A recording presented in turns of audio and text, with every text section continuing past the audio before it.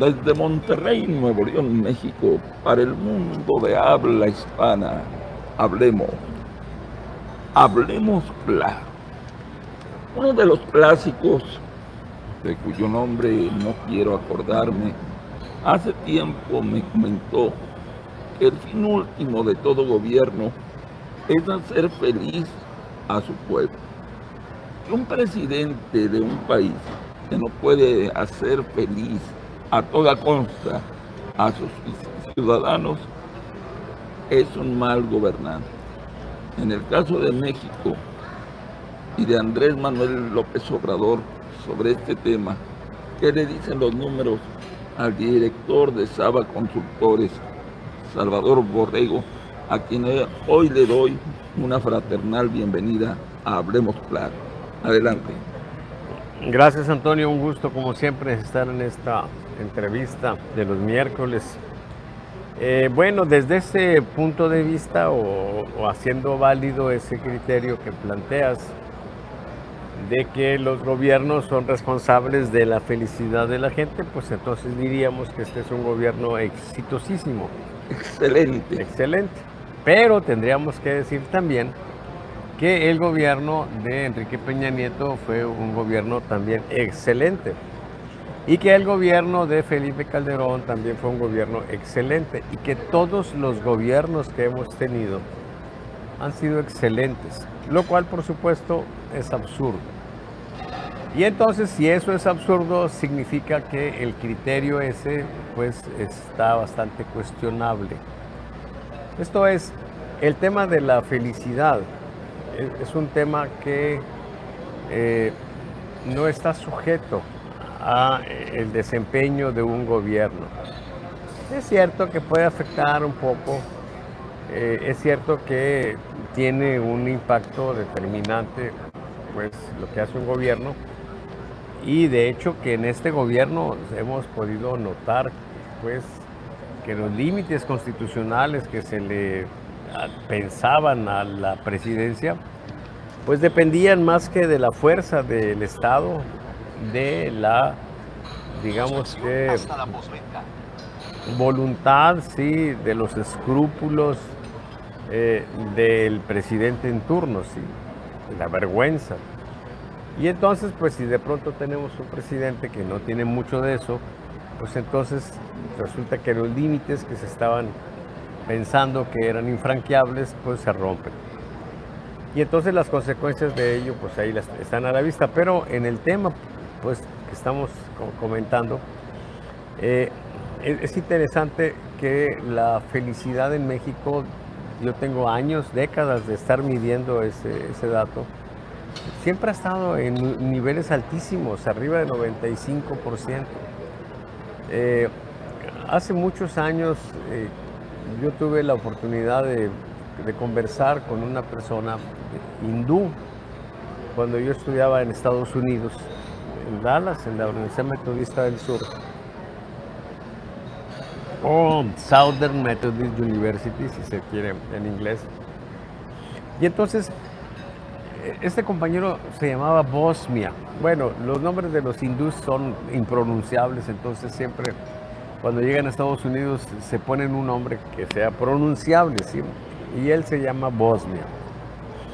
Y entonces, él tenía una situación complicada, tuvo problemas para sacar su grado doctoral, un problema ahí con la tesis, tuvo que volver a iniciar otro tema. Se despidió de su esposa amadísima para venirse a estudiar a Estados Unidos, tenía 5 años sin verla, se comunicaban solamente por carta porque no tenía dinero para pagar una llamada telefónica, tenía unos ingresos escuálidos, a pesar de eso una pequeña parte la enviaba a sus padres y tenía todo pues como para ser una persona desgraciada, ¿sí? Abatida, deprimida. Pero lo veías y era una persona radiante, pero radiante. Y un día yo le dije, oye, vos, mira, explícame una cosa. ¿Por qué te ves tan contento, tan feliz siempre?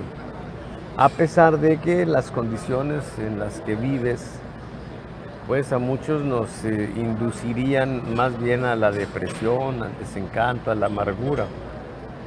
Y me dio una respuesta que me llamó mucho la atención. Estoy hablando de los 80s, ¿sí? Ahora es una expresión que se escucha mucho, pero en aquella época era algo para mí novedoso.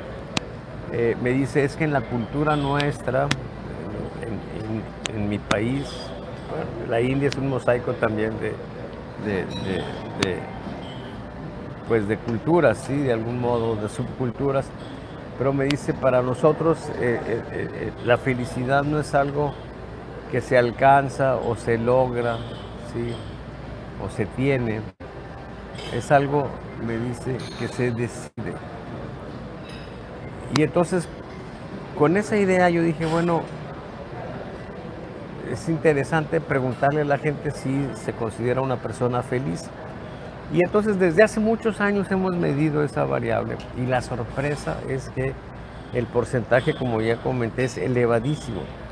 No somos el único país, Colombia, otros países de América Latina también están así, no en cambio otros países como los europeos, etc. Recientemente, mucho tiempo después de eso que yo estoy comentando, se empezó a generar un campo de estudio en el ámbito económico. Curiosamente, los economistas pues ya no sabían qué chingados hacer, ¿sí? Como empezaron a tener una crisis como profesión, los economistas pues empezaron a buscar y a moverse en otro tipo de cosas y se metieron al tema de la felicidad. Y resulta pues que hay dos enfoques que se han estado manejando. Uno que tiene que ver más que con la felicidad, si tú tienes las condiciones materiales, ¿sí?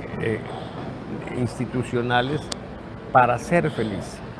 O sea, si tienes resuelto el problema de la educación de tus hijos, el vestido, la vivienda, la alimentación, etc. Y entonces te sacan una serie de datos y te dicen, bueno, tú debes de ser feliz. ¿Ok? O si alguien está muy jodido, pues, o sea, pues le falta muchas cosas, entonces tú debes de ser un cabrón infeliz, ¿sí? El problema es que hay gente que tiene todo, y eso es algo que pues, no va a sorprender a nadie. Hay gente que tiene todo para ser feliz, pero no es feliz. Y hay gente que tú dices, oye, pues estás para suicidarte, cabrón, y sin embargo los ves en una condición pues, muy equilibrada, muy tranquila.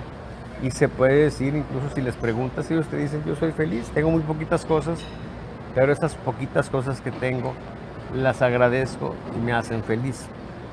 Entonces, el punto aquí es que en esas dos maneras hay una disputa, sí, pero la que en términos generales los expertos en el mundo del tema de la felicidad consideran la más válida es la que venturosamente coincide con lo que yo empecé a hacer desde aquellos años, ¿sí? Desde los 90s que empecé, no, los 80s empecé. Y la pregunta es simplemente, ¿usted se considera feliz? ¿Sí? Que muy probablemente alguna gente nos mienta, que muy probablemente alguna gente nos diga que sí es cuando realmente no, pues puede ser, sí.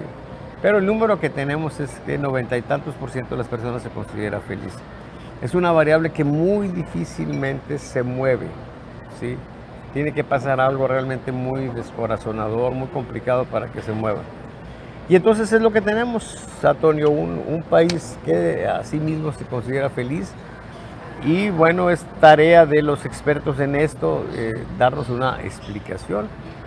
Podemos nosotros, pues así, en base a la observación, en base a la experiencia, explorar por lo menos algunas ideas, algunas cosas posibles. Somos un pueblo resiliente, ¿sí? Resiliente, pues, ese concepto interesante que nos habla o que nos dice de la resistencia, pues, para soportar situaciones adversas, para salir adelante, ¿sí? Para estar, a pesar de estar enfrentando problemas fuertes, pues, estar, digamos que activos, estar, pues, luchando, pues, saliendo adelante, sin abatirnos, pues, ¿ok? Y creo que sí lo somos. Hemos padecido muchas tragedias en México y pues ahí las hemos ido llevando.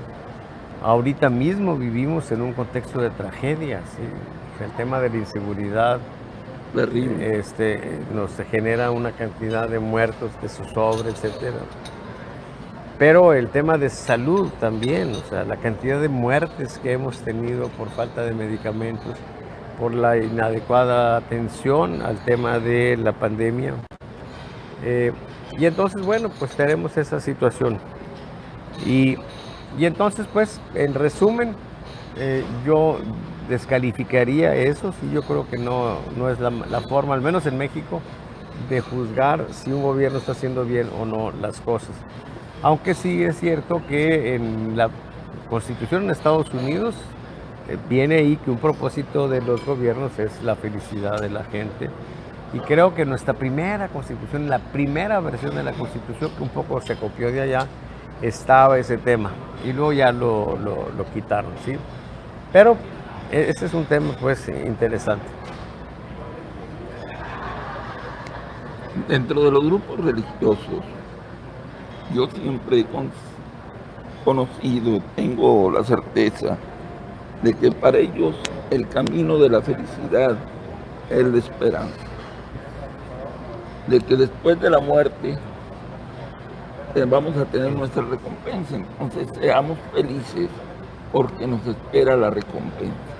Acabo de escuchar a Andrés Manuel López Obrador decir que vamos a tener el mejor sistema de salud, a pesar de que los conservadores se burlen ahora en el 2024, que la gasolina va a estar barata, que la crisis se va a terminar.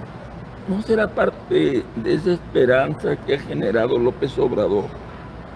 La esperanza a lo intangible, a lo que pueda venir, y con ese juego de que si no es hoy, tal vez será mañana o pasado mañana. ¿No será eso también lo que contribuye a la felicidad?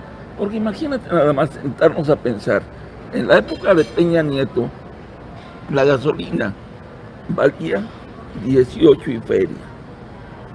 Tenías la posibilidad de, si tenías alguna enfermedad terminal, tener algún apoyo institucional. Nuestro sistema, bien que mal, de educación, ahí la llevamos. Y hoy nos dicen que estábamos antes peor de lo que estábamos hoy y que tenemos la esperanza de estar mejor. Entonces, Salvador, ¿no será eso lo que está generando también un gran impacto en la felicidad? El creer en un futuro mejor, porque si viéramos la realidad nos pondríamos a llorar. La gasolina 26, falta de medicinas, la crisis de seguridad terrible, la crisis hídrica que aunque la sufrimos en Nuevo León, ya anda rondando gran parte del país por pendejadas que han cometido nuestros gobiernos. ¿No será eso también? Bueno, es cierto que hay una correlación positiva entre el grado de felicidad y la religiosidad. Como que las personas que abrazan una fe tienen una condición, pues, más, digamos que fuerte para enfrentar dificultades, para mantener la fe, la esperanza, ¿sí?, en un futuro mejor, y en un extremo, pues, la esperanza de que, pues, en este valle de lágrimas por el que transitamos, a final de cuentas, lo interesante es que nos va a llevar a la dicha eterna, a la gloria, al cielo, ¿sí? Entonces sí se observa, pues, que entre más se da esa condición de religiosidad, la gente es más feliz. Y entonces, bueno, pues tenemos ese asunto. No creo que tenga nada que ver con lo que el presidente está diciendo. La verdad, yo creo que casi podríamos decir que el discurso y todo lo que hace López Obrador es irrelevante. Porque a final de cuentas está simplemente dando la apariencia de que lo que está diciendo y lo que está haciendo está teniendo un impacto en la gente, cuando en realidad lo que está generando, por ejemplo, la aprobación del presidente y lo que lo mantiene ahí, es el dinero que está repartiendo. Esta semana, por ejemplo, tuvimos un valor récord del porcentaje de familias, de personas. Sí, el porcentaje de personas donde en su familia hay por lo menos un beneficiario de los programas. O sea, registramos un valor récord de 72%. ¿Qué significa eso? Pues que en periodos especiales, críticos, se inyecta más dinero y más dinero. Y sobre esa base el presidente se mantiene en un nivel de popularidad alto. Entonces lo que diga o no diga, la verdad, no tiene tanto sentido. Es más, muchas personas no atienden lo que está diciendo el presidente. La audiencia, según los datos que alguien ha revelado, son de un valor creciente, ¿sí? Entonces no es algo pues que tenga ese impacto. Es simplemente eso que te estoy comentando, ¿sí? Y es el grupo que representa el mayor soporte para el presidente López Obrador, la gente que recibe dinero, ¿sí? Y ya dentro de ellos, sí, específicamente los que más soportan o más apoyan al presidente, pues son las personas mayores de edad, arriba de 68 años, que ya la van a ampliar para que sea arriba de 65 años, o sea, se va a distribuir todavía, se va a hacer más grande el porcentaje ese. Las personas con escolaridad abajo de 6 años y con ingresos entre 2.400 y 5.000 pesos. Entonces, pues, ¿qué es lo que tenemos? Pues una situación donde, a final de cuentas, se está teniendo una capacidad económica, financiera, para estar repartiendo dinero, para generar una voluntad favorable de esos grupos, y son el soporte, con el riesgo de que esos grupos por lo general se abstienen mucho. Sin embargo, pues las ventajas que está teniendo el presidente en su aprobación, en su calificación, en el apoyo a partido Morena, en el apoyo, en este caso, a Claudia Sheinbaum, pues en este momento se ven impresionantes. Entonces, bueno, pues si ellos mantienen eso, por mucha merma que tenga, por la tendencia al abstencionismo de esos sectores, pues la tienen ganada prácticamente. Sigamos hablando de felicidad y te quiero hacer dos preguntas en torno a ello. Dante Delgado Ranauro, el dueño del partido Naranja, ya dijo que se van hasta enero para definir su candidato. Me informan que ya había gente que era muy feliz porque ya traía su buena lana, ya anda ahorita en Tamaulipas pintando paredes, que ya gente se soñaba con a fines de este mes andar en el sur del país recorriendo, haciendo una no campaña como es la moda en favor de Samuel. ¿Seguirá igual de feliz Samuel después de la noticia de que se van hasta enero para definir? Y la segunda pregunta, ¿es real la felicidad que está viviendo Xochitl y su equipo al decir que ya están alcanzando, que están a nada de alcanzar a Claudia Sheinbaum, según las encuestas que ellos tienen? ¿Serán felices? Eso es un dato interesante. Yo a veces me pregunto, ¿quién en el contexto este de la lucha por el poder está siendo feliz o está disfrutando? Vamos a plantearlo en términos menos comprometedores, ¿sí? ¿Quiénes están disfrutando? Es claro, pues, que en el caso de MC hay una condición interesante, porque la opción más fuerte de MC se llama Marcelo Ebrard, que no está en MC, pero la especulación es muy fuerte en el sentido de que él finalmente va a ser el candidato. Y quizá Dante Delgado está pateando la pelota o el bote precisamente para que le dé tiempo a Marcelo de desahogar su situación con Morena. Que lo manden al carajo, que descalifiquen o que no atiendan pues el reclamo que le está haciendo, y que entonces él tenga pues digamos que plena justificación para decir yo me retiro de Morena. Entonces, quizá se abran las puertas de MC para Marcelo Ebrard y lo hagan candidato. Y entonces, bueno, pues es claro esto que a Samuel, que pues ya le había entusiasmado la idea de ser candidato, pues eso no le va a caer muy bien. Pero bueno, vamos a ver qué sucede. Hay quienes afirman que el candidato de MC va a ser Samuel García, ¿sí? Al margen de todo este tipo de consideraciones, pero pues no sabemos. Por lo pronto, pues ahí andan en la lucha y yo creo que pues puede ser que anden contentos porque por lo menos la posibilidad de ser candidatos ahí está y eso por supuesto que genera mucho entusiasmo. Por otra parte, me preguntas sobre esto de Xochitl y su equipo que están pues difundiendo encuestas que dicen que ya están empatadas con Sheinbaum y que están felices, etcétera. Aquí yo creo pues que, número uno, es importante para un candidato, por supuesto, mostrar confianza y de algún modo tratar de dar elementos de juicio para sustentar que ellos van arriba en la campaña, en la elección, o que están a una situación muy próxima de tomar la ventaja, como pudiera ser el empate técnico. Entonces aquí el asunto es que sí, es entendible que se haga, ¿sí?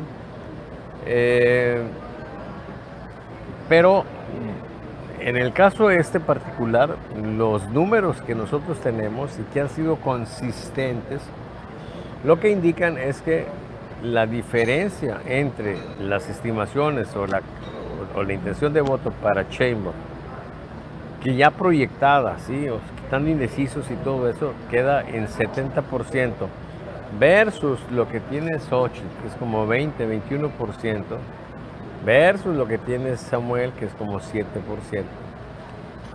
Pues es una ventaja que ahí está, no es esa que están planteando Xochitl y su gente. Ahora bien, ¿por qué lo hacen? Pues evidentemente es propaganda, ¿ok?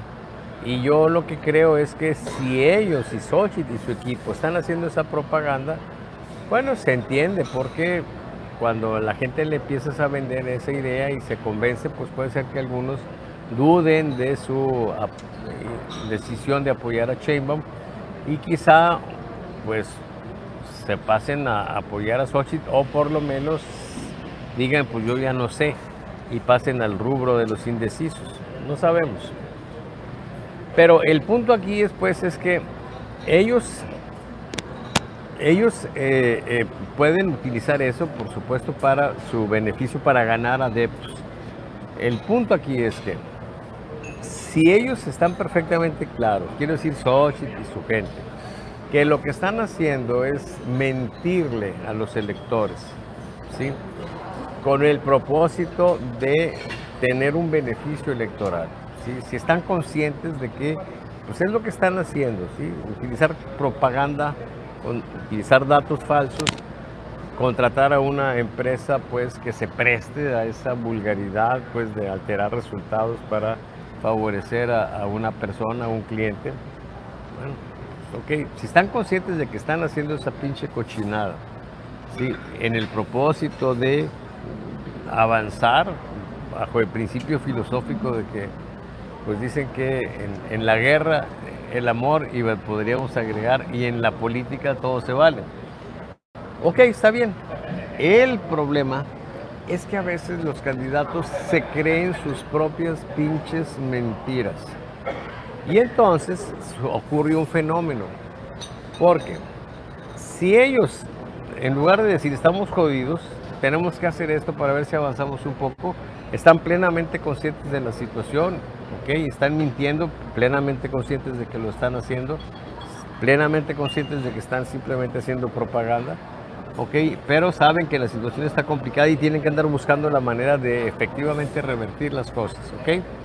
Esa es una situación entendible, mucho más sensata que creerte las mentiras que estás generando como propaganda y andar con la pinche ilusión de que ya ganaste, ser feliz durante la campaña para luego llegar al día de la elección y sufrir un gran descalabro. Ese es el riesgo. Y eso es lo que nos puede pasar de la felicidad de la campaña, ¿sí?, a la locura, a la decepción. Sí, eso es algo que es muy, muy peligroso. Y entonces tenemos un problema, ¿sí? Porque a la gente, a los candidatos les encanta eso. O sea, les encanta que les pongas encuestas que digan que van muy bien. El entorno social inmediato de ellos siempre les indica que están muy bien. Ese es el gran problema, ¿sí? Porque pues la gente que los rodea son sus seguidores, son los que van a los mítines porque son simpatizantes de ellos, son sus colaboradores. Por supuesto que ese ambiente es un ambiente que le dice, usted va a ser el próximo presidente, ¿sí? Y ese entorno pues es compatible con un resultado favorable, por supuesto, de una encuesta, ¿sí? Si los candidatos no entienden, ¿sí?, que es importante tener mediciones que sean objetivas, lo más objetivas posibles, para tener una mejor idea de lo que está pasando, de cómo están las cosas, ¿sí? Si no entienden eso y se van por ahí, pues entonces caen en ese autoengaño y logran una condición muy agradable durante la campaña. A esas encuestas yo les llamo encuestas de la felicidad, ¿sí? O sea, porque hace felices a los candidatos. Pero luego viene el día de la elección y pues quién sabe qué irá a pasar.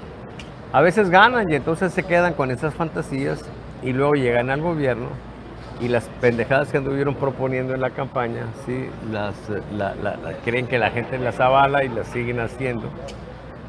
Y entonces pues se complican más las cosas. Pero por lo pronto sí, yo pienso que el propósito pues del autoengaño muchas veces es tener esa condición de felicidad. A veces incluso los estrategas mantienen engañado al candidato a propósito, le venden la idea de que van muy bien para que él salga con una actitud triunfadora y segura, ¿sí?, que no tenga que ser un actor, ¿sí?, es una persona simplemente que está engañada. A veces piensan que eso es así y por eso esconden la información. Yo profesionalmente te digo, cuando trabajo con un estratega y no directamente con el candidato, pues tengo serios problemas, porque el estratega agarra la información y la esconde y a veces no se le da al candidato, y muchas veces el candidato tiene que saberlo porque tiene que modificar la campaña, ¿sí? Una decisión muy importante que a veces un candidato debe de tomar es: ¿qué chingados hago con mi estratega? ¿Sí? Porque muchas veces el problema que tiene una campaña es el estratega. Y muchas veces si hay números que están saliendo mal, ¿sí?, y mal, y mal, y mal, pues entonces la decisión sensata es mandar a chingar a su madre al estratega. Y entonces si yo tengo como intermediario, ¿sí?, entre el cliente, que es el candidato, ¿sí?, y yo al estratega, pues ya valió madre. Por eso ese tipo de cosas casi siempre salen mal. Y entonces, bueno, pues ¿qué es lo que yo digo? Sí, ok, yo te puedo mandar la información al estratega con mucho gusto, pero también se la debo mandar directamente al cliente. Sí, ahora ya, si el cliente decide hacerse pendejo solo y mover la propaganda de otro modo, ok, es cosa de él, ¿sí?, pero plenamente consciente. Es una forma de ser feliz y luego tener algún problema eventualmente. Sí. La otra pues es tener la situación clara de cómo están las cosas, ¿sí? Se dice que como es arriba, es abajo, Salvador Borrego. Así como Xochitl, según tú decir, está haciendo o está mandando a hacer, no sé si conscientemente ella o sus estrategas o su gente, está mandando a hacer esa historia donde ya casi empatamos o ya empatamos. Tengo información de que en los municipios de Nuevo León, donde se van a jugar las candidaturas y se van a definir las alcaldías, está pasando lo mismo, que ya hay aspirantes que nos dicen, porque a mí lo han dicho, nos dicen, mira, es que según esta encuesta, yo voy arriba. Esta encuesta, bueno, ¿y cuál ha sido la metodología? No, pues 200 personas en Facebook me han dicho que yo tengo 150 y mi contrario tiene más 50 y el otro pues me aparece. Bueno, ¿y por qué andas tan feliz? Porque hay un alto grado de jóvenes que van a votar por mí porque yo soy joven, soy el futuro, etcétera. Y eso me ha hecho mi estratega que lo siga manejando.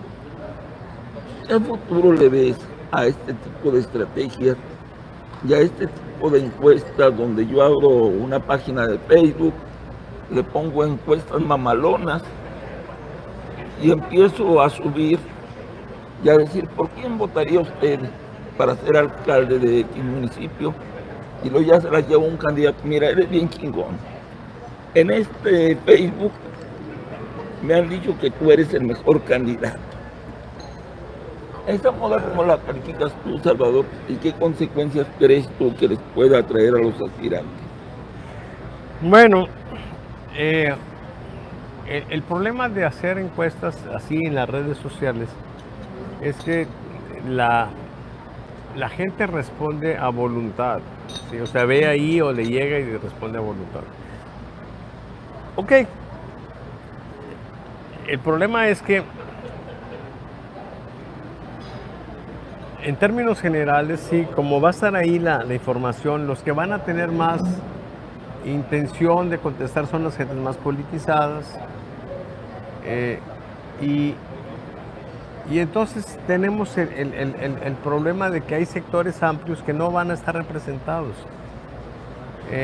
Y por lo común va a estar muy marcado el número de personas a las que lleguemos por el tipo de usuarios que tienes, donde normalmente hay una cierta afinidad. Y entonces se refuerzan mucho las creencias, ¿sí? Esto cuando tú estás en tus redes sociales, ¿sí? Los seguidores tuyos pues son gente más o menos afín. Pero en el caso tienden simplemente las preguntas, sí, las mandan, pero no hay un cuidado aleatorio. Y entonces ocurren cosas extrañas. Por ejemplo, una vez en una mañanera el presidente López Obrador dijo, en base a una encuesta de esas de Facebook, que el principal problema que había en México eran los baches. Como no te recuerdo. Eso es absurdo. O sea, el principal problema en México es la seguridad pública. Y así ha sido de manera constante. Sin embargo, bueno, pues pueden salir cosas así de aberrantes. Y entonces, bueno, ¿qué es lo que sucede? Pues que como propaganda, pues si alguien quiere usar eso, pues está bien que lo use. El problema es que estás teniendo una visión distorsionada de la realidad y esa visión distorsionada, pues eventualmente te va a pasar una factura importante. A final de cuentas, sin embargo, hay una situación muy curiosa. Hay 3 candidatos, los 3 andan haciendo pendejadas. Pero el sistema político democrático no es uno en el que diga, a ver, los electores digan, a ver, estoy viendo aquí los 3 candidatos y los 3 andan haciendo pendejadas, entonces, ¿por cuál vas a votar? Por ninguno, se van a la chingada los 3. Eso no puede ser, ¿sí? O sea, no podríamos decir, pues repongan el proceso electoral porque los tres que andan aquí están muy pendejos. Entonces el pueblo dice, a chingar a su madre los 3 y pónganme otros 3 a ver si ahí hay alguno que valga la pena. No, a fuerza tiene que escoger a uno de esos 3 pendejos, ¿sí? Y el pendejo que gana, Toño, y el estratega pendejo que gana, pues ganaron. Y si ganaron, pues quiere decir entonces que lo que ellos propusieron, que lo que ellos dijeron, que lo que ellos hicieron, está avalado por el pueblo. Y la voz del pueblo es la voz de Dios. Y entonces todas las pendejadas que yo hice se convierten... ¿sí? La voz del pueblo es la voz de AMLO. Bueno, casi la voz de Dios, un poquito más que Dios, AMLO. Óyeme. ¿sí? Entonces, el asunto aquí es que entonces las pendejadas que hicieron en campaña se convierten en genialidades. Así es. Sí, los errores que cometieron en campaña se convierten en aciertos. Y se da esa situación, ¿sí?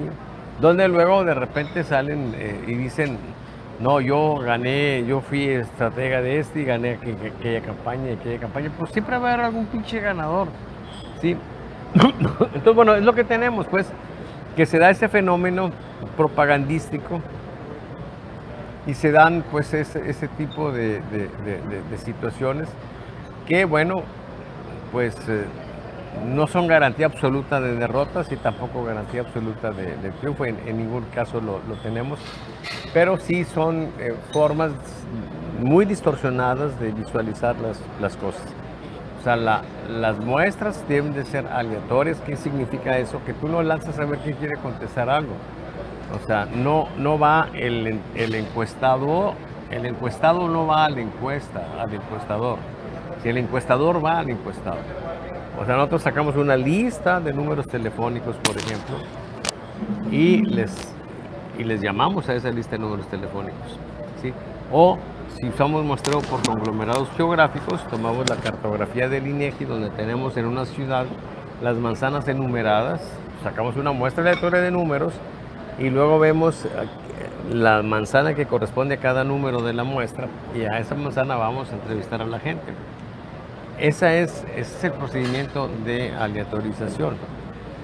Lo otro, pues distorsiona mucho esa situación y los resultados pues, pueden ser extraños. Sin embargo, bueno, lo interesante de esto y es la razón por la cual persiste ese tipo de problemas, pues es que a veces sí coincide, ¿sí? O sea, no hay garantía tampoco de que salgan mal. El punto aquí es que si tú utilizas el muestreo aleatorio, en términos generales, vas a ser consistentemente acertado. En lo otro, pues de repente jala, de repente no jala, ¿sí? Y como ya una vez que tienes un fracaso, hay muchas formas de justificarlo. Sí, hay un célebre estratega, pues, que pues tuvo un fracaso, ¿sí? Uno más de los fracasos, se caracteriza por fracasar mucho en sus campañas, ¿sí? Y entonces, cuando dicen, oye, ¿qué pasó, güey? ¿Perdiste otra vez? Y dices, es que me falló el producto. ¿Sí? O sea, es que el candidato estaba muy pendejo, ¿sí? Y entonces por eso perdimos, ¿sí? Entonces, a final de cuentas, se da esa situación. Y aparte, pues es un esquema que está todo corrompido, ¿sí? Porque, por ejemplo, hay estrategas o hay gente que está en las campañas que compiten de un modo avasallador. Imagínate que en tu campo, ¿sí? Alguien vaya a ofrecer un servicio por el que va a cobrar, ¿sí? Pero que te diga nada más que ya no tienes que tú gastar ni un 5 porque yo ya vengo pagado. ¿Sí? Me mandó a alguien. Un padrino mágico. Me mandó a alguien, ¿sí? Y el proyecto que vale 10, 15 millones de pesos o 30 millones de pesos, no sé, depende de la campaña y las cosas, ¿sí? Ya está pagado. Con madre. Nada más le vas a deber un favor a fulanito de tal. Es todo. ¿Cómo ves? Y aparte, te mandó estos otros centavitos. Óyeme. Entonces, ¿cómo compites con esos cabrones? Pues no puedes competir. Está bien cabrón. Está bien cabrón. Y a ti vienen y te buscan y te dicen, oye, pues necesito que me ayudes. ¿Y cuánto estás dispuesto a invertir? ¿Cuánto traes? Pues el costo aquí es muy flexible, depende de la frecuencia, la ajustas, el tamaño de muestra lo ajustas y pues se ajusta a tu presupuesto. Dime qué presupuesto traes y yo veo cuál es la mayor cantidad de información que se te puede generar. No, pues no queremos invertir nada. Y tú dices, oye, pues yo vivo de esto, este es mi trabajo, sí. Yo no puedo andar sudando calenturas ajenas. Puedo andar en eso.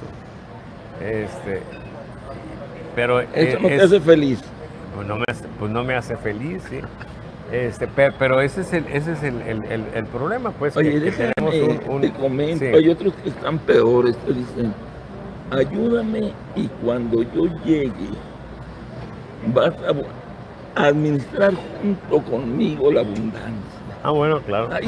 Hay momentos de pendejez de algunos que les hemos creído Y luego ya después de una semana decimos, bueno, que se acomode, le voy a hablar por teléfono, man, mi gran guate, yo y él vamos a gobernar, chingón. Y resulta que ni el teléfono te contestan, lo encuentras en alguna parte y no te conoces. Así es, compañero, así es. Eso es muy común, sí. O sea, te piden que ¿Tú has tenido inviertas. esos momentos de pendejez? No, por supuesto que no. Yo no soy inversionista de cosas de la política. Aparte, para nosotros todo el desarrollo profesional ha sido muy cuesta arriba, venturoso también debo decirlo, porque pues tengo esta metodología de las cartas de navegación política, de los monitoreos desde hace 30 años y felizmente hemos vivido de eso. Claro, durante un periodo muy largo vivimos realmente porque hacíamos eso, pero el cliente lo que contrataba y lo que esperaba era una encuesta. Y como entre lo que nosotros hacemos va la encuesta, pues parte de ahí, pues entonces un poco se daba esa situación de confusión. Pero sí notaba que los clientes no veían los monitoreos y menos las cartas de navegación política. Veía yo los reportes de mis clientes y entonces tenían ahí un clip para no ver los monitoreos y concentrarse nada más en la encuesta. Entonces, pues, durante mucho tiempo nosotros prácticamente trabajamos para sobrevivir, porque como no entendían eso, no lo deseaban, no lo buscaban, pues menos estaban dispuestos a pagar lo que tendría que pagarse, porque si comparamos el trabajo, el esfuerzo que le dedica el esquema que nosotros tenemos con el que le dedica una encuesta normal del mismo tamaño de muestra, pues nosotros jalamos 5 o 6 veces más. Entonces deberíamos de cobrar un poquito más, quizá no 5 veces más, pero sí un poquito más de lo que se cobra. Y entonces eso pues no se podía, nosotros no estábamos como para invertir, estábamos en una situación de sobrevivencia, aparte técnicamente no lo habríamos hecho.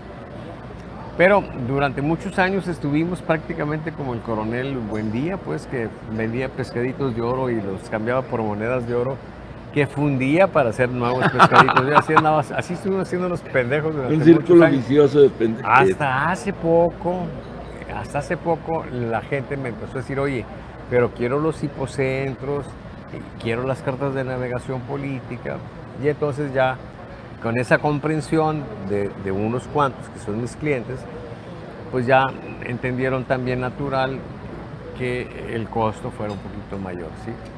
Pero pues estamos recuperándonos pues de todo el lastre financiero de muchos años, todavía estamos endeudados y todo eso, pero bueno, ahí la llevamos. Pero el punto pues es que por supuesto que para mí es inaceptable eso. Sin embargo, es un esquema que se da, incluso organizaciones internacionales que se mueven en ese sentido, que traen financiamiento, no sé, no necesariamente un financiamiento turbio, pero sí financiamiento de organismos internacionales que tienen algún interés en la política. De hecho, lo que estamos viviendo ahora, o sea, se ha dicho mucho que Mexicanos contra la Corrupción recibe ayuda de USAID, Sí. ¿sí? De Claudio X González. ¿Qué significa Claudio X González? Pues significa la campaña de Xochitl Gálvez. Sí, ¿sí? evidente. Entonces, bueno, pues ahí hay dinero que se está moviendo de ese tipo de organizaciones. ¿Sí? Pero bueno, no, pues nosotros somos acá gente que anda en la infantería, pues, de manera pues muy primitiva, viviendo de lo que se da. Y por supuesto que andar de inversionistas políticos pues no es algo atendible, y menos de andar de propagandistas. ¿Sí? Oye, Salvador, yo sé que, como diría un amigo mío, toda consulta causa honorarios, pero a veces hay que dar consejos aunque no nos lo pida. Vámonos al mundo imaginario de que se acerca un aspirante contigo y le dice: señor Salvador Borrego, en base a su experiencia le quiero preguntar, ¿qué tan conveniente es contratar una compañía que me asegura que me va a colocar en todas las encuestas arriba y que eso me da un amplio porcentaje de acudir al voto útil o a un voto motivado por la propaganda, ya que el triunfo de la Coca-Cola no es que sepa sabrosa, que sea nutritiva, es la gran propaganda. ¿Qué le diría?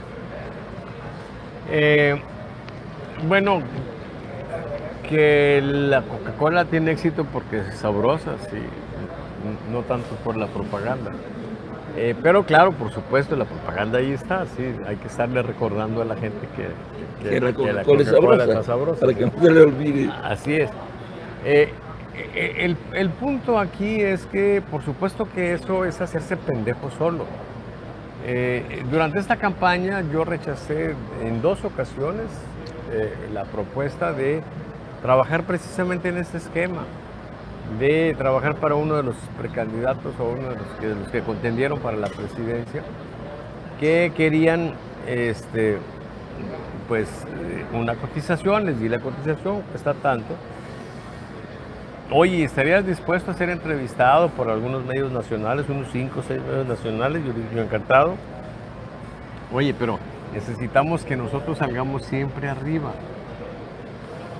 Pues entonces pues los mandé al carajo, no podía ser de otro modo. Y entonces esa es una ilusión que tienen, ese candidato perdió, ¿sí? Y entonces tú dices, pues, ¿para qué invertir dinero en eso, o sea, en el engaño? En lugar de concentrarte en ver qué es lo que debes de hacer para efectivamente avanzar. Es lo que yo trataba de explicar. Mira, tienes que saber primero qué gente te conoce, dónde te conocen, ¿sí? Qué gente tiene una buena impresión tuya de entrada, para que identifiques los sectores donde tienes más aceptación. Y a ver, imagínate qué imagen da un candidato que a donde vaya, donde lo veas, lo vitorean, lo aplauden. ¿Sí? Oye, ese candidato está bien. Sí. ¿Qué imagen te da que vaya alguien, sí, o que plantee una idea y que sea rechazado, que sea repudiado? Sí, pues está una imagen negativa. Entonces, todos quieren llegar a un fin, quieren ganar la elección, pero los caminos para llegar ahí son diferentes para cada quien, porque la gente, los candidatos deben de moverse a través de los grupos sociales que los conocen y tienen buena opinión de ellos, ¿sí?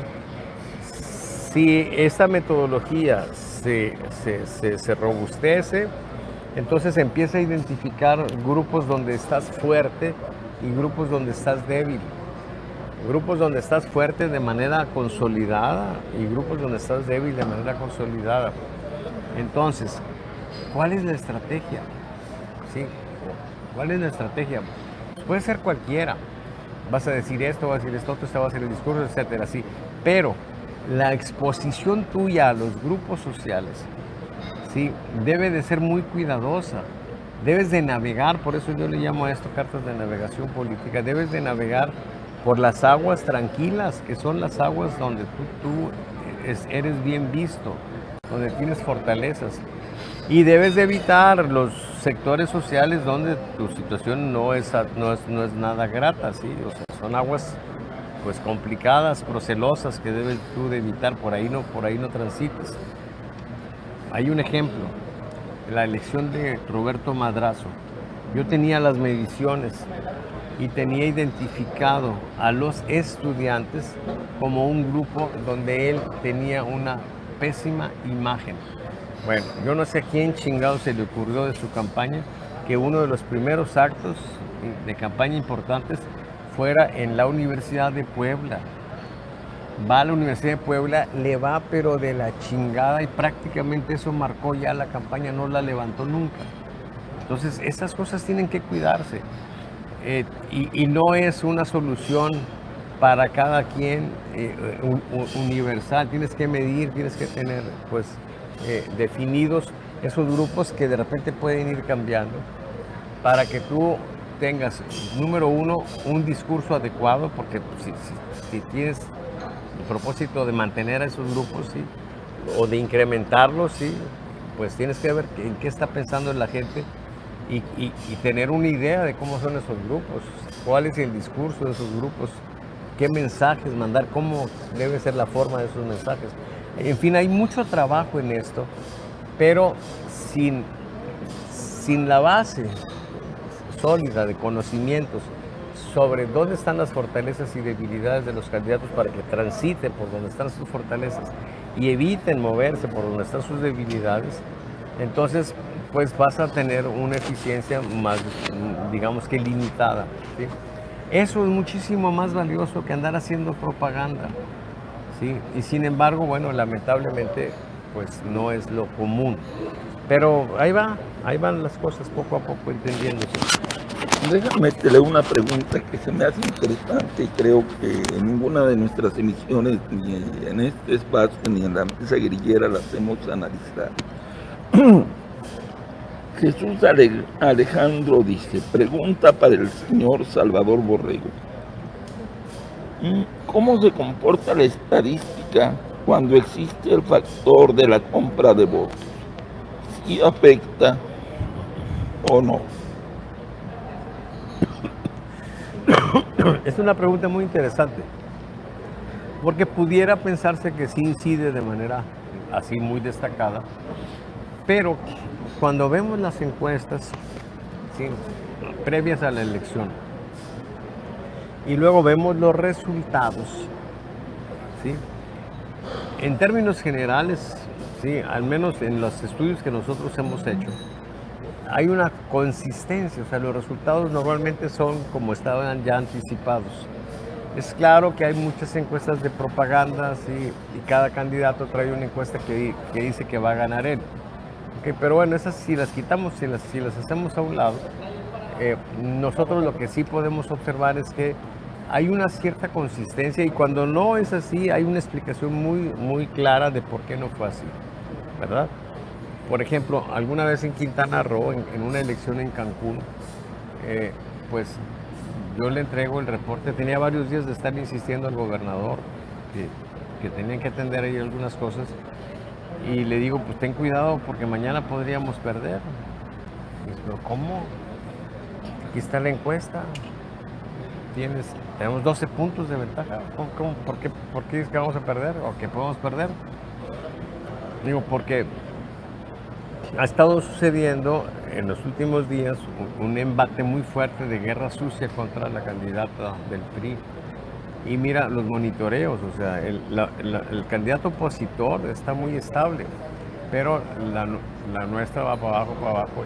Y en el último día que medimos, o sea, hoy, estamos apenas ligeramente arriba, pero cayéndonos. Pues mañana ya se puede cruzar la línea y perdemos. Así sucedió. ¿Sí? Entonces, cuando las cosas no salen como están pensadas, hay una explicación muchas veces de por qué sucedió, ¿ok? Pero en términos generales hay consistencia.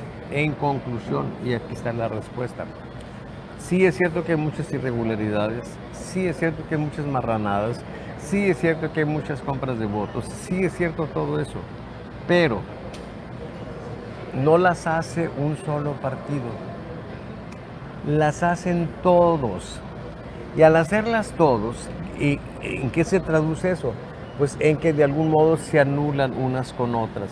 Y la consistencia entre las predicciones y el resultado de las elecciones, lo que nos dice es que más o menos se balancea. ¿Sí? Quizás se mueva un poco, pero no de manera muy significativa. Lo sería si solamente un partido hiciera esas cosas. Si solamente un partido lo hiciera. ¿Cómo era antes? Como era antes, alguna vez fue así, por supuesto. Pero en términos generales ahora, si alguien está en una campaña ya sabe que va a andar repartiendo dinero, eso ya se entiende así.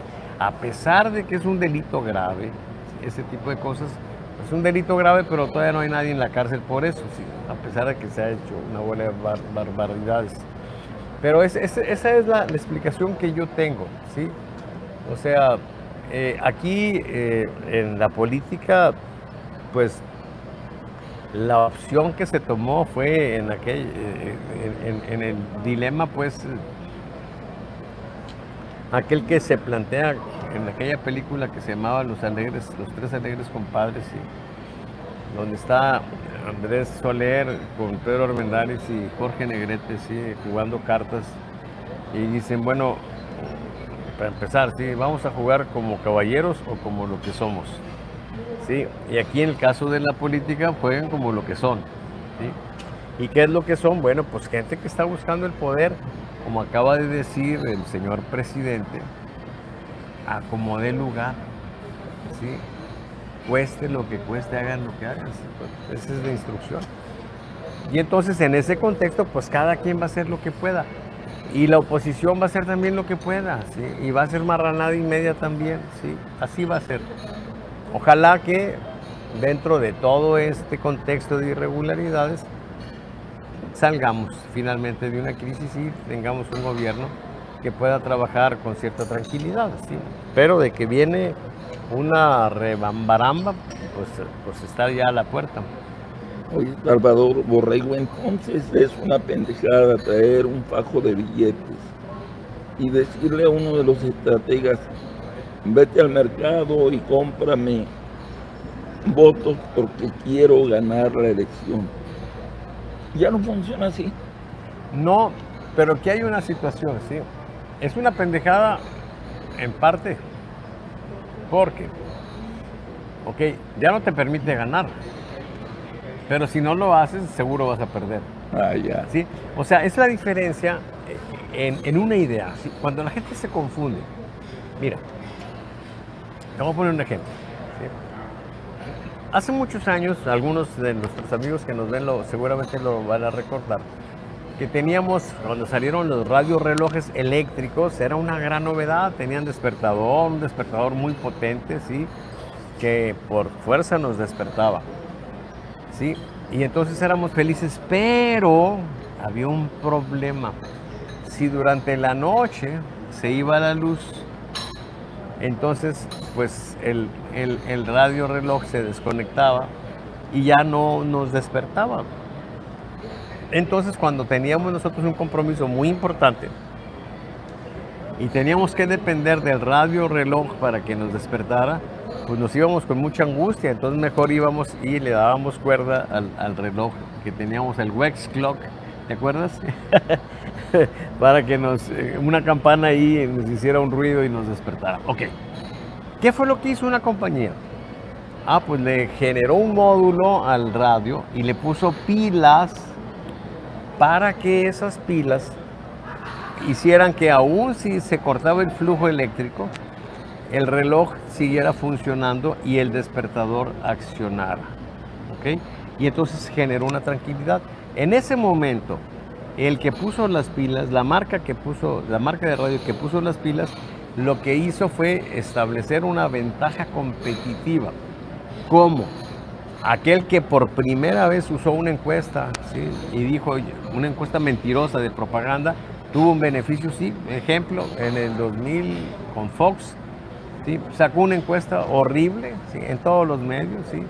Diciendo que estaba en empate técnico, no era cierto. ¿Y qué pasó? Alcanzó el empate técnico. Después sacó otras encuestas horribles. O sea, tú sumabas el voto por Vicente Fox y por La Bastida y por Cárdenas, etcétera, y sumaba 107, 108%. Lo hicieron con las patas. No, una cosa terrible, pero funcionó y logró el triunfo sobre la base de engañar a la gente. Ok, sí, nada más que ahora, ¿quién lo hace? Pues todos. Y entonces la ventaja competitiva se anula. Se anula como ventaja competitiva. Pero tú decías, ¿es una pendejada hacerlo? Pues no es una pendejada, porque en ese caso, si no lo haces, entonces se te convierte en una desventaja competitiva. Y al estar en desventaja, pues entonces corres un riesgo más grande de perder. Por eso se hace, pero no porque con eso vayas a ganar, sino se hace para evitar que pierdas, que es diferente. Entonces, terrible, estamos en una lucha de lodo. Y quien no aviente el lodo, o quien aviente el lodo más apestoso, más putrefacto, es el que puede ganar. Claro. La ley electoral es precisamente para evitar que se hagan locuras de esas. Pero pues ya vemos que pues es que la ley no es la ley, compañero. No me digan con que la ley es la ley. En México yo creo que deberíamos de inscribir así en letras de Letras oro de ahí, oro. así. En México la ley es puro pedo. A la Sí, entrada ¿verdad? Ahí, en cada frontera sí, para entrar a sí, México sí. leer eso. O sea, en México la ley es puro pedo, ¿sí? O lo que es lo mismo, no me vengas con que la ley es la ley, ¿sí? Salvador, antes de irnos a la siguiente pregunta y última para terminar esta emisión de Hablemos Claro, te voy a leer un mensaje que estoy seguro te va a hacer feliz, feliz, feliz. A mí, A ti. órale, Salma Hayek otra vez, no me digas. No, para nada. Que la chingada. Héctor Padilla, abogado de Santa Catarina, Nuevo León, ex candidato a la alcaldía de Santa Catarina hace muchos años. Un activista social y activista político. El único defecto es que es acérrimo defensor de la Cuarta Transformación. Dice, me es grato saludar al doctor Salvador Borrego por sus comentarios acertados. Saludos. ¿Qué te parece? Sí, le mandamos un abrazo al amigo Héctor, claro, claro que sí. Oye, Gracias. y nos vamos a la última pregunta del día de hoy. Ahorita vemos si hay comentarios por ahí. Ahorita vemos si hay más comentarios.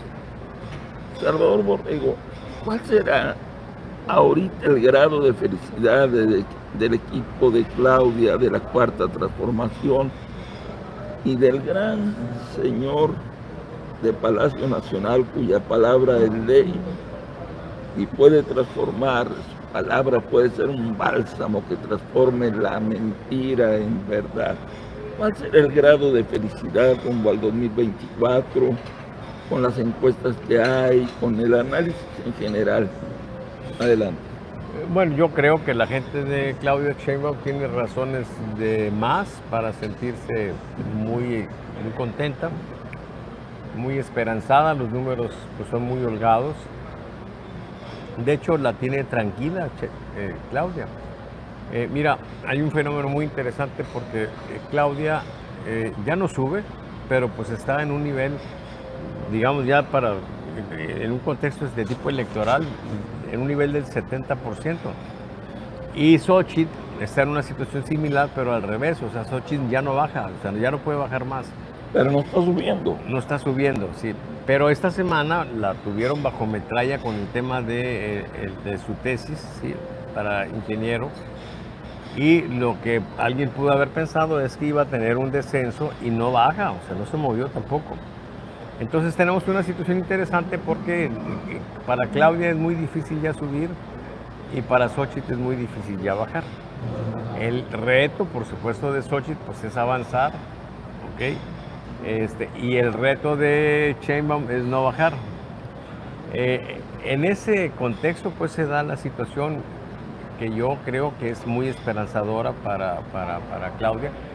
Por supuesto que algunas cosas le pueden estar preocupando.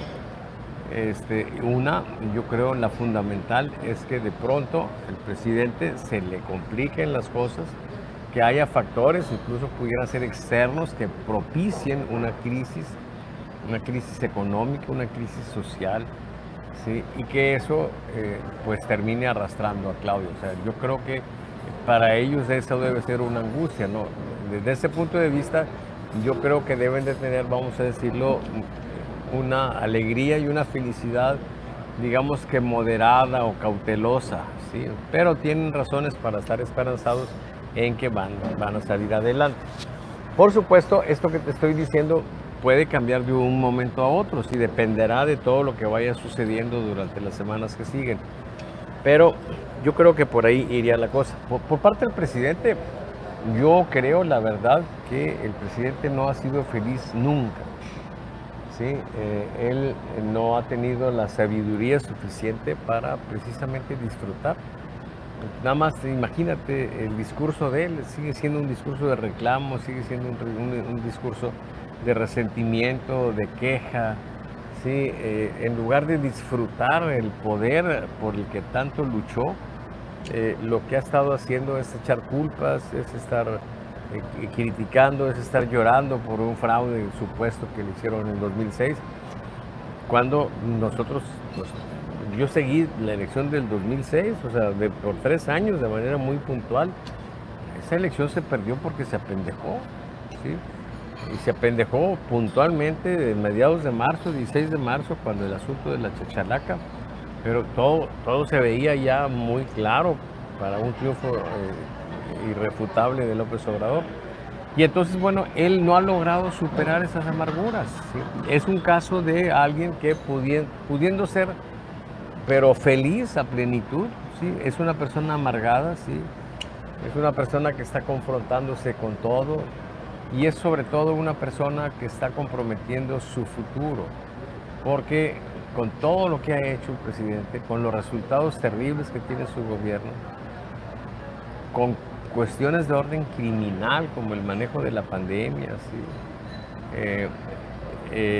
Ya no digas el manejo de inseguridad pública con ese tipo de acercamientos, esa política sospechosa de complicidad, de abrazos no balazos, pues él yo creo que debe de ser una persona que en algún momento de lucidez debe de sentirse angustiada, ¿sí? Yo a veces le pregunto a los políticos, amigos míos, les digo, oye, ¿cambiarías tu condición de vida por la de López Obrador? Así como está, que de repente, ¡pum!, tú eres el presidente de la República, con todas las cosas que ha hecho López Obrador, con todos los errores, con todos los aciertos que haya cometido, y la respuesta generalizada es ni loco. O sea, la vida de López Obrador, yo no sé quién chingados la pueda desear, porque es una vida, primero, que está metida en la insatisfacción, ¿sí? En el reclamo, en la queja, en no superar, pues, que él pudo haber sido presidente en 2006 y no lo fue. Quizá él está pensando que ahorita ya debería de llevar 18 años de presidente, ¿sí? O que pudo haber hecho una presidencia luminosa en el 2006, no sé qué estará pensando. Y él piensa que le robaron eso. Por supuesto que no le robaron nada, ¿sí? Él perdió por pendejo nada más, ¿sí?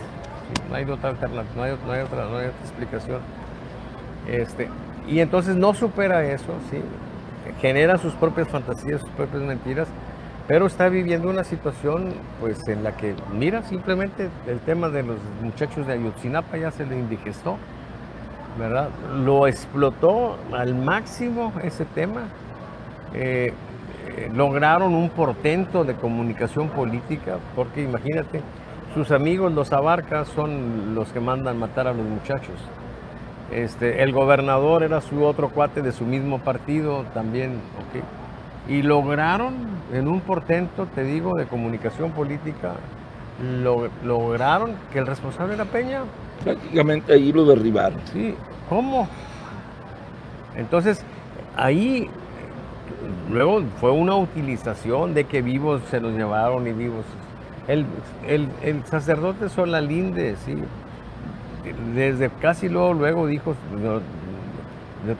por confesiones vinieron y me dijeron, nosotros los matamos y los quemamos. Entonces, se chingó, ¿sí? Y entonces se les movió la idea de que están vivos y se los vamos a regresar y los vamos a encontrar. Claro que eso no es cierto. Cuando vino Mújica, ¿sí? el presidente de Uruguay, y ve a la gente esta, a los padres de familia, y les dice, búsquenlos en sus corazones, o sea, ya están muertos. O sea, todo el mundo sabe que están muertos, ¿sí? Y entonces se ha explotado de manera bestial, ¿sí? El tema. Le permitió a López Obrador llegar a la presidencia y ahorita ya se le indigestó, ¿sí? Ya se le complicó todo. Entonces, bueno, pues ahora le están diciendo que la versión oficial que saque el general es consistente, y pues por supuesto que es consistente con la verdad histórica de Murillo Karam. Entonces, la vida del presidente es una vida muy complicada. ¿Sí? Yo no creo que esté disfrutando, ¿sí? Yo creo que es una situación así de amargura. Dependerá mucho de la capacidad de evasión de la realidad que tenga, que no es poca, pero a final de cuentas, el lugar que ya le tiene de parada en la historia el presidente López Obrador es un lugar terrible, ¿sí? Será cuestión de tiempo. ¿Será cuestión de qué? Pues mientras pase la influencia de la 4T, ahorita a lo mejor sí va a estar así, pues, si es que gana, pues todavía que muy honrado y la avenida AMLO, sí, y el auditorio AMLO o el estadio Taquitos AMLO, AMLO. etcétera, sí. Ok, pero yo creo pues que una vez que se vaya perdiendo la influencia, sí, de eso, la gente lo va a estar visualizando pues como lo que es un presidente que tenía buenas intenciones quizá, pero en la práctica los resultados fueron funestos y cometió errores terribles, algunos imperdonables. Y entonces yo no creo que López Obrador esté tranquilo, ¿sí? Con su presente ni con su futuro. Además, feliz, feliz, feliz. Yo no creo, pero bueno, pues dependerá de qué tan evadido de la realidad está. Pero hablar de evadido es casi colocarlo en un grado de locura. Pero eso ya será asunto de él. Salvador, hubo un rumor muy fuerte la semana pasada que todavía anda por ahí moviéndose. La posibilidad de buscarle un relevo a Xochitl. ¿Lo ves algo congruente, algo lógico, algo real? Mira, yo lo que creo es que Xochitl representa, desde mi punto de vista, una gran decepción, ¿sí? Y una falta de entendimiento de que las cosas son más complejas de lo que aparentan ser. Les jugó una muy mala pasada el hecho de que para lograr el favor de la gente afín al frente, el esquema beligerante de ella, de confrontación con el presidente, fue muy vistoso, ¿sí? Pero esa gente que está en contra de López Obrador y que la acoge como la candidata del frente, la apoya de manera importante, ¿sí? Esa gente, en ese contexto de confrontación, ¿sí? De beligerancia, está muy complacida porque lo que quiere escuchar es que estén golpeando a López Obrador, ¿sí? Pero ya en el contexto de la competencia electoral, ¿sí? De quién gana, eso, que es una situación de confrontación, abona a una de los tres componentes fundamentales que sustentan a este gobierno, de acuerdo a las ideas de Moisés Naim, el autor del libro, se los recomiendo, La revancha de los poderosos. Él habla de los gobiernos 3P, populismo, polarización y posverdad. Entonces, esa campaña beligerante de Xochitl abona a la polarización, ¿sí? Abona a la polarización, ¿sí? Entonces dijimos populismo, polarización y posverdad. ¿La polarización qué significa? ¿O qué consecuencias tiene la polarización?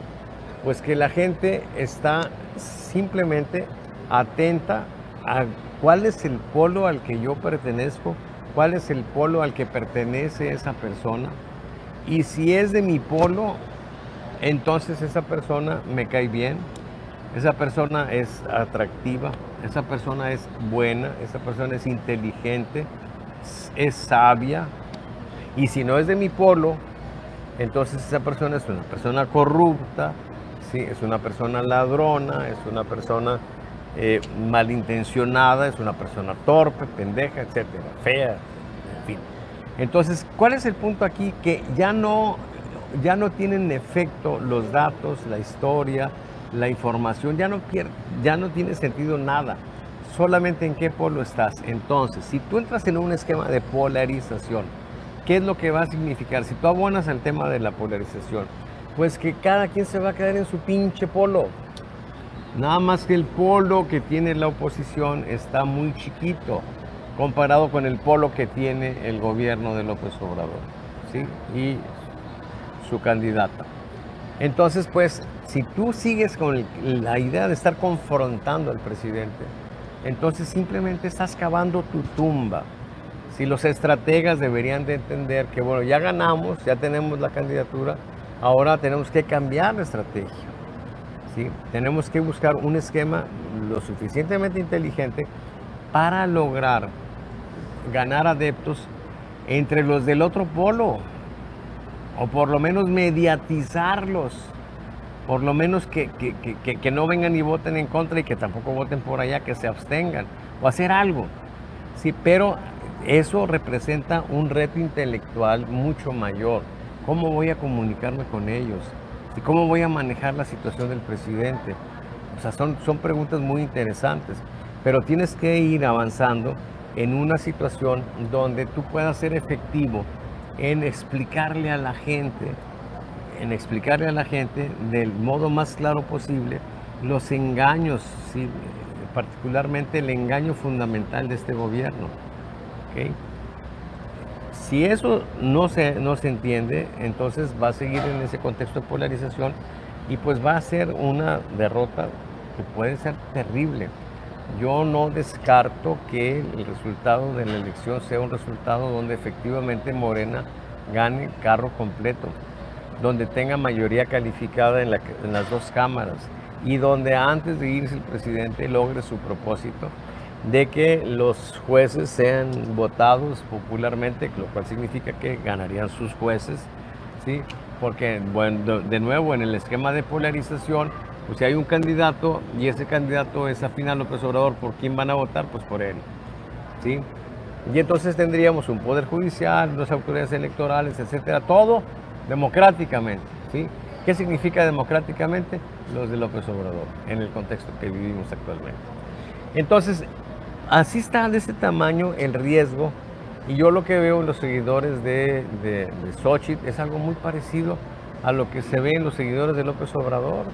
O sea, le justifican todo, ¿sí? Están defendiendo, pues, de manera irracional las cosas. En lugar de decirle, oye, Claudia, oye, Xóchitl, nos gustaría mucho que revisaras lo que estás haciendo porque no te está funcionando. ¿Sí? Se molestan con esos números que yo les muestro, ¿sí? ¿Verdad? Bueno, pues así están. Deberían de molestarse con Claudio X y con toda esa bola de pendejos que la asesora, ¿sí? Porque no, evidentemente no está bien asesorada. Entonces, bueno, pues ese es el asunto. Yo creo que cayeron en una trampa, ¿sí? Y creo pues que, volviendo a la pregunta que tú decías, se rumora que pudiera haber algún cambio, pues es una situación muy curiosa, porque evidentemente no fue esta la mejor candidata, vamos, para esta etapa.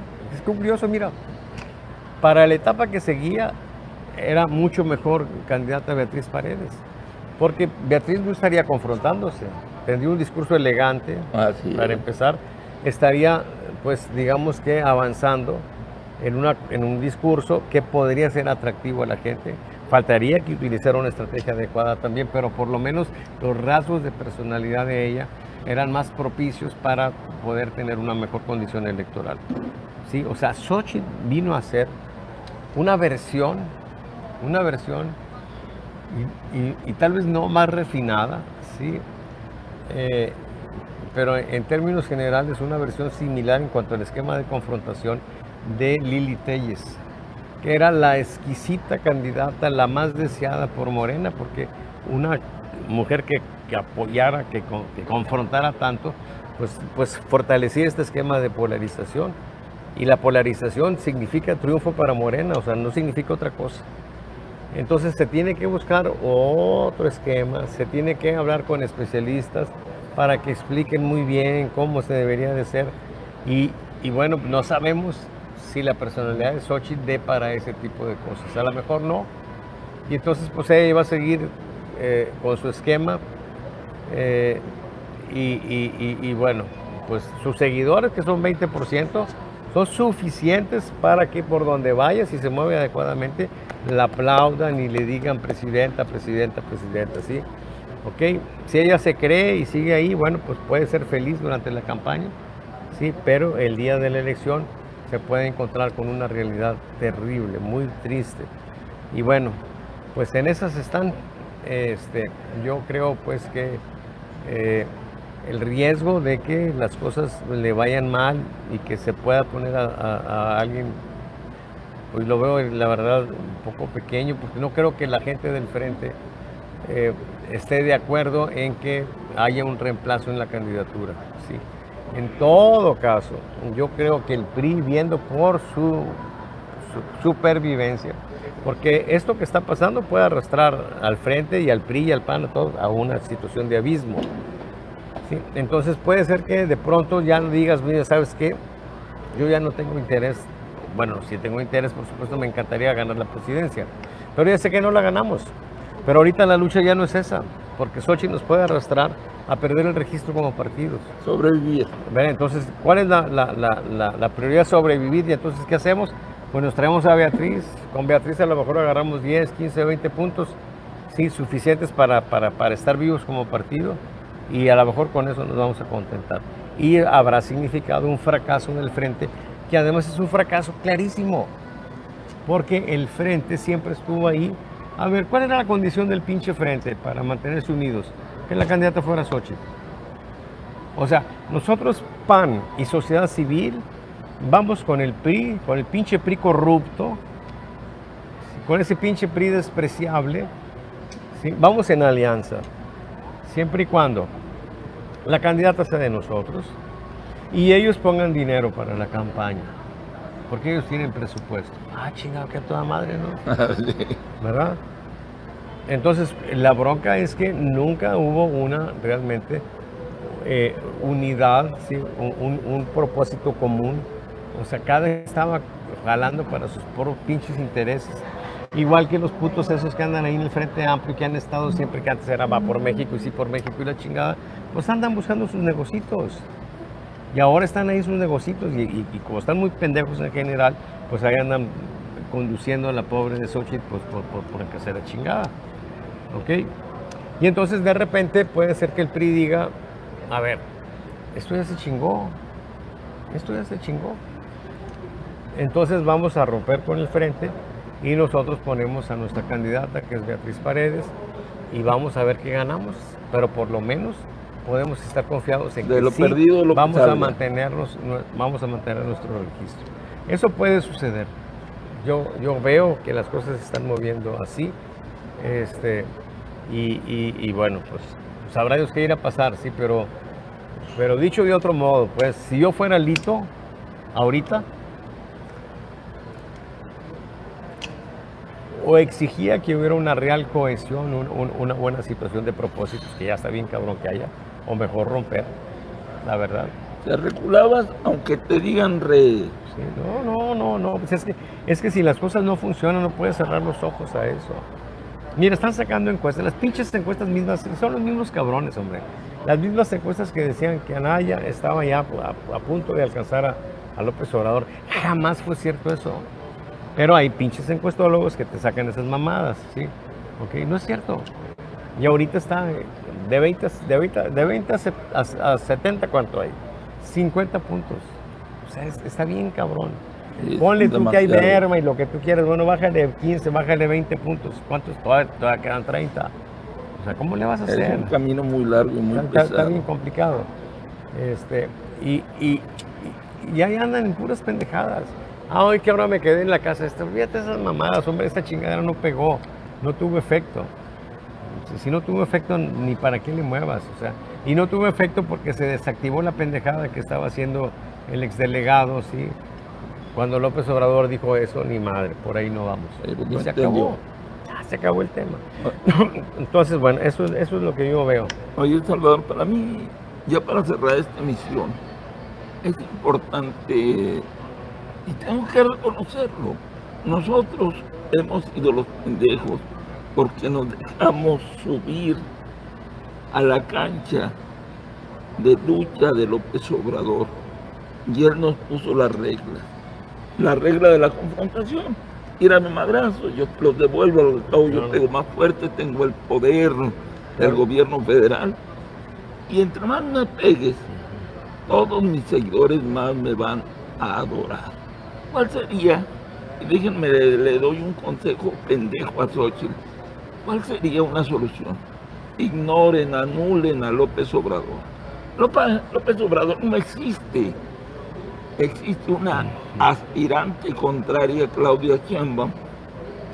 Y sobre ella es lo que yo le diría a Claudia, porque yo y todos los comunicadores que no coincidimos con la 4T, nos hemos aventado, algunos muy pequeños, algunos grandes, golpe por golpe a López Obrador. Y López Obrador, no sé si ustedes recuerden una película que se llamó Eso, que era un payaso diabólico que se alimentaba con el miedo. Entre más miedo le tenían, se hacía más grande. El día que dejaron de tenerle miedo, se transformó en la nada. No sé si López Obrador, esa versión de ese personaje, pero en relación a madrazos. Entre más me madreas, más crezco. El día que dejes de madrearme, entonces sí me voy a preocupar porque voy a desaparecer. El problema que tenemos aquí es que no puedes ignorar a un presidente que además está involucrado y se mete mucho en la campaña. El problema no es ese, o sea, ignorarlo tampoco tendría mucho sentido, pero sí se debería de manejar de otro modo. Vamos a decir, hoy el presidente está diciendo eso, bueno, pues no, yo respeto la opinión del presidente, sí. Sin embargo, yo pienso esto, o sea, en una situación de confrontar nada, ¿sí? O en algunos casos sí, como tú dices, ignorarla, pero entender que el problema no es con el presidente. O sea, aquí lo fundamental es que tu candidato estás queriendo enamorar a la muchacha y el papá de la muchacha no te quiere. Y el papá de la muchacha dice que eres un vago, y dice que eres un sinvergüenza y que no le convienes a su hija, etcétera, etcétera. ¿Sí? Ok. Si tú te pones a pelear con el papá, ¿ok? ¿Qué vas a conseguir con la muchacha? Nada. Nada. Tú tienes que dirigirte a la muchacha. Tienes que tratar de cautivarla a ella, no al papá. ¿Sí? El papá, pues ahí sortéatelo, sí, no, pero no lo confrontes. No lo confrontes y dirígete a la muchacha, habla con la gente. Plantéale las cosas que estás viendo. Plantéale cómo resolvería las cosas. Reconócele al presidente las cosas que están bien. Ese es un punto que tiene Xochitl. Eso yo creo que valdría la pena conservarlo, sin exagerar, ¿sí? Sí, pero señalar, bueno, yo pienso esto y esto otro, etcétera, ¿sí? Pero tratar de convencerla a la muchacha de cuál es el asunto. Entonces, no es un tema fácil, ¿sí? Yo creo que expertos en psicología social, en sociología, podrían dar muy buenas luces y pistas sobre el tema, pero pues finalmente lo que yo creo es que a final de cuentas, como diría Bertrand Russell, bueno es lo que bien termina. Y yo haría un corolario de esa expresión de Bertrand Russell diciendo, bueno es, ¿sí?, lo que se está moviendo bien, ¿sí? Bueno es lo que se está moviendo bien. Y entonces, si las cosas no se están moviendo bien, como es el caso de Xochitl ahorita, pues entonces significa que las cosas no están jalando. Cuando nosotros empecemos a registrar alertas positivas para Xochitl, y entonces que estemos viendo que le está yendo bien, que se están moviendo las cosas bien, entonces diremos eso que están haciendo está bien. ¿Qué? No sé, ni siquiera puedo, muchas cosas no estarán a la vista, pero lo que están haciendo está funcionando. ¿Ok? Por lo pronto no están funcionando las cosas, por lo pronto estamos en una situación de alto riesgo de una derrota aplastante, dolorosa en el 24 en favor de Morena, con una condición de carro completo, con una condición de mayorías calificadas, etcétera. Ese es el escenario que está ahorita ahí como futuro posible, creo que más probable, ¿sí? ¿Cómo va a quedar el 24? Pues va a depender de todo lo que se haga de aquí para allá. Hay quienes dicen la campaña todavía no empieza. Ya para cuando empiece la campaña, Toño, casi te puedo asegurar que las cosas estarán ya definidas. O sea, el triunfo, la derrota se está gestando ahorita. Ahorita que se están haciendo los amarres de quiénes van a ser los candidatos. A ver, ¿qué pasa si es Dante? Perdón, si Dante pone a Samuel o si Dante pone a Ebrard. Varía. Sí, entonces va a depender mucho de eso. Pero por ejemplo, los escenarios que tenemos ahorita es que si pones a Samuel, ahorita Samuel queda muy amoladito. Claro, Ya con la experiencia que tiene Samuel y todo lo que puede representar una Con campaña, Mariana todo y eso, todo ese de rollo. repente puede levantar, ¿sí? ¿Qué tanto? Pues no sabemos, ¿sí? Hay quienes dicen, ayer estuve platicando con connotados políticos de aquí de Nuevo León, y hay uno, sí, si Samuel supiera el nombre, se iría de espaldas, pero hay uno que dice, si Samuel es candidato, yo creo que ganaría la presidencia, ¿sí? Eh, Digo que Samuel le sorprendería porque pues no es afín a Samuel, ¿sí? Y sin embargo él, en una condición de objetividad, dice, yo creo que si Samuel es candidato, sí podría ganar la presidencia, porque el discurso que tiene, la habilidad que ha desarrollado y de pronto pues estar ahí compitiendo con dos viejitas, porque finalmente ya están grandes las otras dos, ¿sí? Pues le puede dar una condición nueva de alguien joven, vigoroso, hombre, porque para muchos va a ser importante decir yo no voy a optar por una vieja, ¿sí?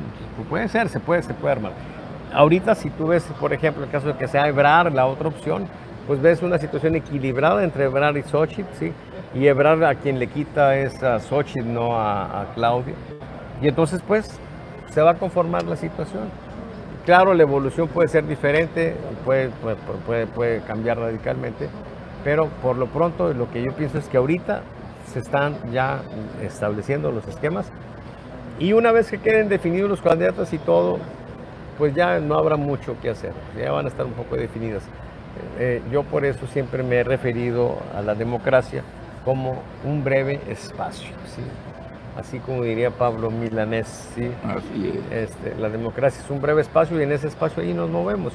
Y se pueden hacer algunas cosas, sí, pero pues mucho queda determinado por los factores de poder.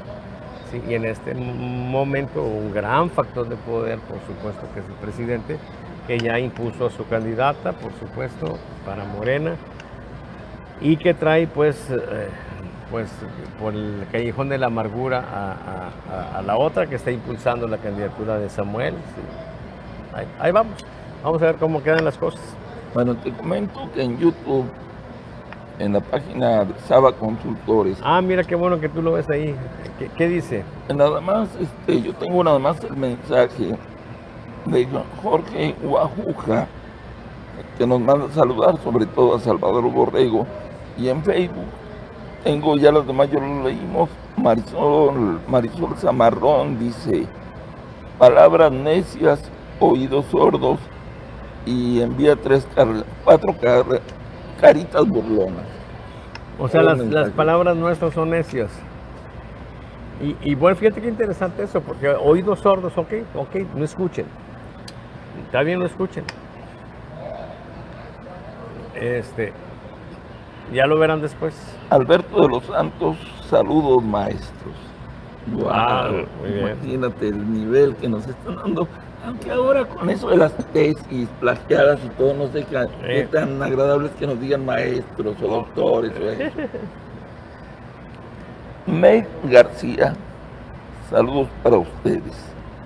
Bueno, ¿algo más que quieras agregar antes de retirarnos? No, nada más que es un gusto, como siempre, estar en contacto con ustedes cada miércoles en este espacio, donde tenemos oportunidad un poco de explayarnos, ¿sí? Un poco más.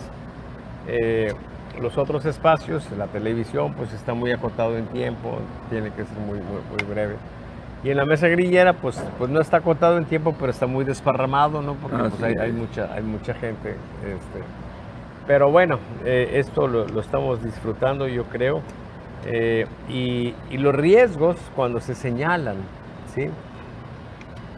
Alguna gente lo entiende como una crítica y como algo que hay que diseñar y hay que cerrar los ojos, ¿sí? Pero cuando un riesgo se anticipa y se señala, lo que representa esa anticipación es un regalo, ¿sí? Es un regalo. O sea, todo este tiempo que ha estado estable Xochitl sin que avance, ¿sí? Es tiempo que de algún modo se ha perdido. ¿Sí? O sea, y hasta que no entiendan que las cosas no están funcionando bien y que deben de cambiar la estrategia, bueno, pues van a empezar a moverse. La bronca es que muchas veces ya para cuando empiezas a corregir y ya para cuando empiezas a medir, el tiempo se acabó y finalmente llegan las derrotas que son en general muy dolorosas. Pero bueno, Esa es una historia que se está haciendo, que se está formando y nosotros la vamos viendo cada semana y vamos describiendo las cosas como están en esta semana, ¿sí? Lo cual no tiene nada que ver con lo que va a pasar el 24. ¿Qué va a pasar el 24? Sabrá Dios, ¿sí? Pero lo que sí sabemos es que cada semana vamos a ir viendo cómo es que vamos llegando a esa fecha importante que va a ser la elección de junio del 2024. Y entonces, bueno, la próxima semana vamos a ver qué novedades tenemos, ¿sí? Y por lo pronto así están las cosas. Bueno, yo nada más les pediría que por favor se suscriban al canal de Saba Consultores para poder llegar a más personas y poder hacer un trabajo más intenso en todas las acciones que realiza Salvador Borrego. Recuerden, corran la voz, hay que suscribirse a Saba Consultores en YouTube, mandarnos una manita arriba, una carita sonriente, de vez en cuando una mentada de madre también. Y también en la página de Revista Ecos, para nosotros es muy importante porque lo que no se mide no existe prácticamente y tenemos que estar midiendo nuestro impacto y esa es la mejor manera, así como las cartas de navegación de Saba Consultores van midiendo la realidad y eso puede hacer que sea el camino para un triunfo y una derrota, así también en nuestros espacios, su opinión, su carita sonriente, su manita arriba, su mentada de madre también puede ser lo que nos vaya señalando el camino, si vamos bien o si vamos mal. Por hoy, muchas gracias y hasta la próxima. Hasta la próxima.